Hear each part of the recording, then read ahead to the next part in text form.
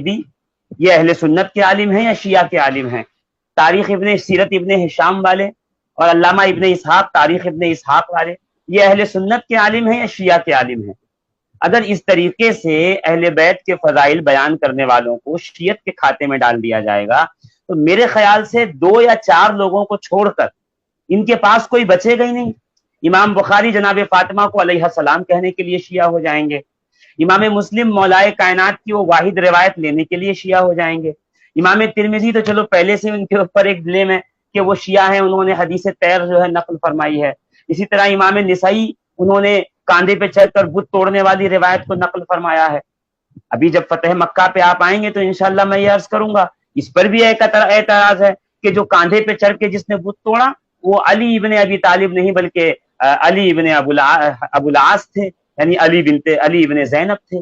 تو ہمارے یہاں مسئلہ یہ ہے، پڑھنے پڑھانے سے کوئی معاملہ ہے ہی نہیں، جہاں اہل بیت کے فضائل کی بات دیکھی وہاں اٹھا کر کے وہ کہتے ہیں کہ بھائی یہ شیعہ سے انسپائر ہو گئے ہیں۔ تو ہم شیعت سے بعد میں نکلے، ہم سنیت سے بعد میں نکلیں گے، شیعہ بعد میں ہوں گے، اس سے پہلے اکابرین اہل سنت کی فہرست میں ہزاروں علماء ہیں جو سنیت سے نکل کے شیعت میں چلے جائیں گے۔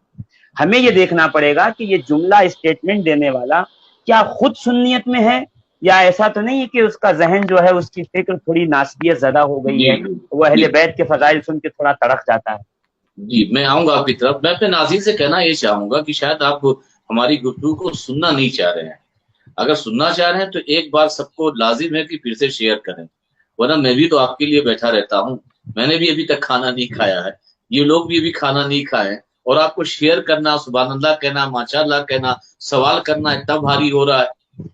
میں 10 بجے سے پہلے یعنی 9:30 بجے آ جاتا ہوں، پورا سسٹم ٹھیک کرتا ہوں، پھر آپ کے درمیان آتا ہوں، سوالات کرتا ہوں اور ایک اچھی بحث آپ کے بیچ لاتا ہوں تاکہ آپ اہل بیت کے حوالے سے ہو یا دوسرے حوالے سے ہو، آپ کچھ اعتراض آپ کے ذہن میں گردش کر رہے ہو تو اس کا جواب مل سکے، اور آپ ایک شعر سے بھاگتے ہیں،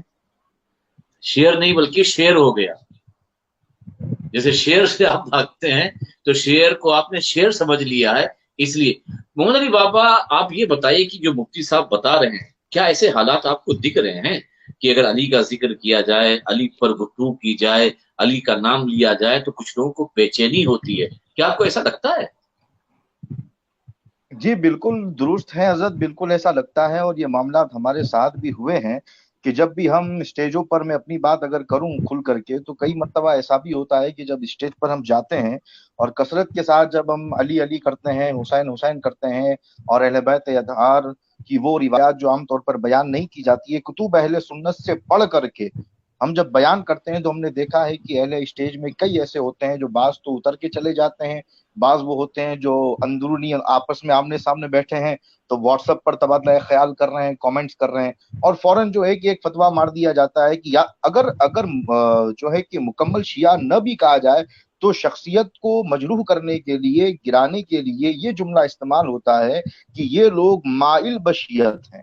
اگر مکمل شیعہ نہ بھی کہا جائے تو نیم رابضی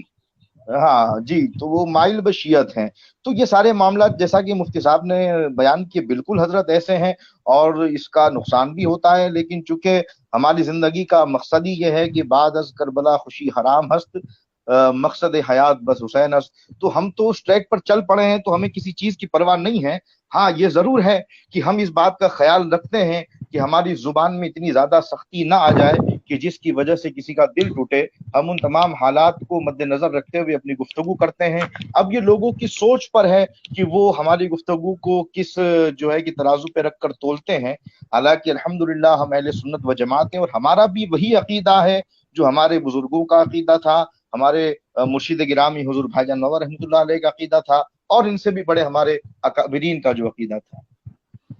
مفتی صاحب اسکرین پہ ایک سوال ہے، دیکھیں۔ ہاں بات بالکل آپ صحیح کہہ رہے ہیں، جو آپ کو محسوس ہو رہا ہے کہیں ہم کو بھی یہ بات محسوس ہوتی ہے کہ آپ جب مولائے کائنات کا ذکر کریں، اہل بیت کا ذکر کریں، ان خاندان نبوت کے چشم و چراغ کا ذکر کریں تو کہیں نہ کہیں یہ حملے تو ہوتے ہیں، اور بلکہ ہم تو جب مولائے کائنات کی جب منقبت وغیرہ ہوتی ہے تو کچھ لوگ کہتے ہیں صدیق اکبر کی شان میں پڑھوائیے، حضرت فاروق اعظم کی شان میں پڑھوائیے۔ مقصد ان کا صدیق اکبر سے محبت کا نہیں ہے۔ میں ایک بات کہنا چاہتا ہوں یہاں پہ، میں سبھی سے کہنا چاہتا ہوں، अब बहुत खुल के मैं बोलता हूं, एक बात सोचिए, ठीक है ये मुत्तफका फैसला है कि अहले सुन्नत व जमात का या जमहूर का एक सवाद आजम इस पर इत्तेफाक रखता है, मगर कुछ लोग भी इसमें बुजुर्गों में और बड़े लोगों में इख्तलाफ भी रखते हैं, मगर उस इख्तलाफ से कतई नजर कि हजरत सिद्दीक़ अकबर का बहुत बड़ा मुकाम है, बहुत बड़ा मर्तबा है, और आका करीम सल्लल्लाहु अलैहि वसल्लम और तमाम नबियों के बाद अगर कोई मुकाम व मर्तबा है तो हजरत सिद्दीक़ अकबर का, फिर फारूक आजम, फिर उस्मान गनी में भी इख्तलाफ कुछ हुआ। चलो मान लिया जाए चौथा दर्जा खिलाफत के एतबार से हो, फजाइल के एतबार से हो, किसी भी एतबार से हो, चौथा दर्जा हजरत अली का है, मान लेते हैं, मुत्तफिक। अब आप ये बताइए कि अहले सुन्नत व जमात के वो सारे शोरा को जमा कीजिए, उन्होंने हजरत सिद्दीक़ अकबर की शान में कितनी मनक़बत लिखी है। आप शियाओं को छोड़ दीजिए, आप उन सुन्नियों की किताबों को उठाकर देखिए जो लोग सिद्दीक़ अकबर को अफज़लुल बशर बादल अंबिया बितहक़ीक़ मानते हैं, उन्होंने कितनी मनक़बत मौला अली के अलावा सिद्दीक़ अकबर, हजरत फारूक आज़म, हजरत उस्मान गनी के ताल्लुक से लिखी। अगर 10-15 भी एक शख्स ने लिखी हो तो मुझे हवाला दे दीजिए, लेकिन मैं अहले सुन्नत व जमात के बहुत से औलिया, बहुत से अकाबिर को दिखाऊंगा कि जब वो मौला अली पे लिखते हैं तो पूरी किताब लिख डालते हैं। इसकी क्या वजह है? तो अब आप कहां से ये तय करेंगे कि जो अफजल है उसका जिक्र ज्यादा हो? अरे जिक्र उसका ज्यादा होता है जिसका चर्चा अल्लाह ताला चाहता है कि जमीन और आसमान में हो। इससे किसी की अफजलियत, किसी की मफजूलियत पे असर नहीं होता। अली का जिक्र मछलियां करती हैं, अली का जिक्र आसमान में फरिश्ते करते हैं, अली का जिक्र इंसान क्या है साहब? ये तो अल्लाह जिसे चाहे बढ़ाए, अल्लाह जिसे चाहे घटाए। बुजुर्गों ने जिस पर पूरी किताब लिख डाली हो, जिसके फजाइल का इहाता नहीं कर सकते, वो अली है। तो जिस मौलवी को तुम मानते हो और वो बहुत बड़ा शायर है, उससे पूछिए कि हजरत आपने फारूक आजम पे कितनी मनक़बत लिखी है, आपने हजरत उस्मान गनी पर कितनी मनक़बत लिखी है। वो खुद ही 5 मनक़बत हजरत अली पे लिख करके एक दीवान छापता है। तो इसलिए आप चाहे मजबूर होकर के हों या मसरूर होकर के हों या खुश होकर के हों, मगर अली अली आपको तो करना ही है। बिल्कुल बिल्कुल।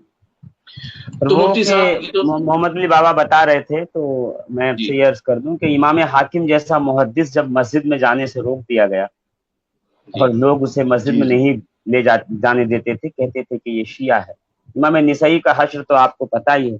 उनके लिए इमाम शाफई का ये कौल ही कौल फैसल है। फरमाते हैं इजाफी मजलिसी नस्कुरु अलियन वसिबतैहि व फातिमत ज़किया फाजरी बादहुम दिक्री सिवाहुम फऊफनु इन्नहु इब्न सलक़लक़िया। जब हम मजलिस में अहले बैत अतहार का जिक्र करते हैं,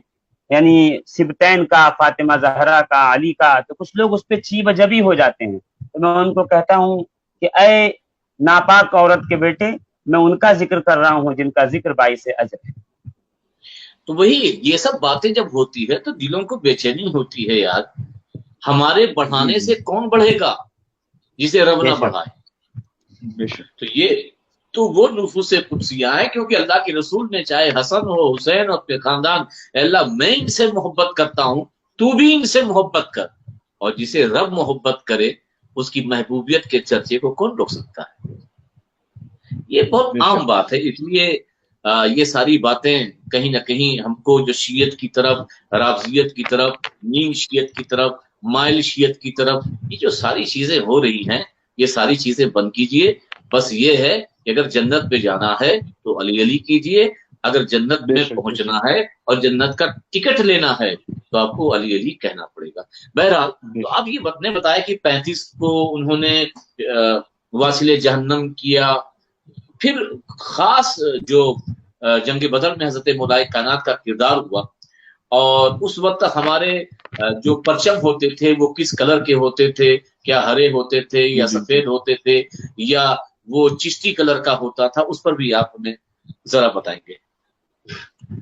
पहली मर्तबा जो है जंगे बद्र में जो परचम इस्तेमाल हुआ وہ سیدہ عائشہ صدیقہ سلام اللہ علیہا اور رضی اللہ تعالی عنہا کے دوپٹے کا پرچم بنایا گیا، جسے نیزے پہ سرکار نے لگایا اور لگا کر کے صحابی رسول کو دیا۔ اچھا، وہ اس لیے اس کا بیک گراؤنڈ تھوڑی سی بتا دوں میں کہ اس کے پیچھے یہ ہے کہ جب کفار و مشرکین نکلے تھے، وہ تو اس ارادے سے نکلے تھے کہ مسلمانوں کو قتل کریں گے اور مار ڈالیں گے، تو وہ اپنے ساتھ وہ چھوٹے چھوٹے بت لے کے نکلے تھے، اور وہ میدان میں جب آتے تھے تو بتوں کو بلند کرتے تھے اور بلند کر کے بڑے نعرے لگاتے تھے، اور پھر ان سے جو ہے ان کا مورل جو ہے بڑا بوسٹ ہوتا تھا، اور ان میں جذبہ بڑھتا تھا اور بڑا جو ہے ولولہ آتا تھا۔ تو صحابہ کرام نے کہا یا رسول اللہ صلی اللہ علیہ وسلم، یہ تو لات و عزا کو ساتھ میں لے آئے ہیں، یہ تو حبل اور منات کو ساتھ میں لے آئے ہیں، یہ ان کے ساتھ ہیں،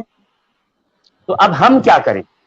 تو اللہ کے رسول نے فرمایا اللہ ہمارے ساتھ ہے، ہمیں ڈرنے کی کوئی ضرورت نہیں ہے۔ مگر اسی وقت جبریل امین نے آ کر کے، بعض روایت میں ہے کہ حضور صلی اللہ تعالی علیہ وآلہ وبارک وسلم کو جو ہے یہ مشورہ دیا کہ آپ جو ہیں وہ علم بلند کیجئے، ایک نشان بلند کیجئے جو ہماری فتح کا نشان ہوگا، جو ہمارے لیے جو ہے سربلندی کا نشان ہوگا۔ تو حضور نے پہلی مرتبہ ایک کپڑا منگایا، کپڑا تھا نہیں، تو سیدہ عائشہ صدیقہ کا ایک دوپٹہ تھا، اس کے اندر جو ہے آپ نے نیزے میں باندھا، اس کو بلند کر کے کہا وہ مشرکین کا نشان ہے اور یہ ہم جو ہے اہل اسلام کا، اہل توحید کا نشان ہے۔ روایت میں ہے کہ اس کپڑے کا رنگ کالا تھا، تو یہ اسلام کا پہلا علم تھا جس کا رنگ کالا تھا، اور کالا رنگ جو ہے وہ لطیفہ اخفا کا رنگ ہوتا ہے۔ لطیفہ اخفا یہ محمد الرسول اللہ صلی اللہ تعالی علیہ وسلم کا لطیفہ ہے، اسی وجہ سے حضور نے کالے کپڑے کو بہت پسند فرمایا ہے۔ آپ نے کملی کالی اوڑھی ہے، امامہ کالا باندھا ہے، لباس بھی آپ نے کالے پہنے ہیں، یہاں تک کہ حضور صلی اللہ تعالی علیہ وآلہ وبارک وسلم نے جو جبہ غدیر خم کے دن علی مرتضیٰ کو پہنایا تھا اس کا رنگ بھی سیاہ تھا۔ بیت المعمور پہ اللہ رب العزت نے جو غلاف رکھا ہے وہ بھی سیاہ ہے، وہ بھی کالے رنگ کا ہے۔ تو کالا رنگ جو ہے وہ تو اسلامی رنگوں میں سے ہے۔ یہ خامخواہ ہم لوگوں نے رنگوں کو بھی بانٹ رکھا ہے کہ فلاں رنگ اس کا ہے، فلاں رنگ۔ حضور کو کالے رنگ کا کپڑا بہت پسند تھا، یہ روایت صحیحہ میں موجود ہے، جس کی سند صحیح ہے، کوئی یہ نہ کہے کہ تاریخ میں ہے اور کہاں ہے کہاں ہے، اس لیے کہ جب بات آئے گی اہل بیت کی تو پھر لوگ پوچھیں گے کہاں پر ہے۔ تو روایت صحیحہ کتاب اللباس میں تشریف لے جائیں، شمائل شریف کو دیکھیں حضور کے، تو حضور کو کالے رنگ بہت پسند تھے، اور آپ کالے رنگ کو زیب تن فرمایا کرتے تھے، اور بڑے فخر سے،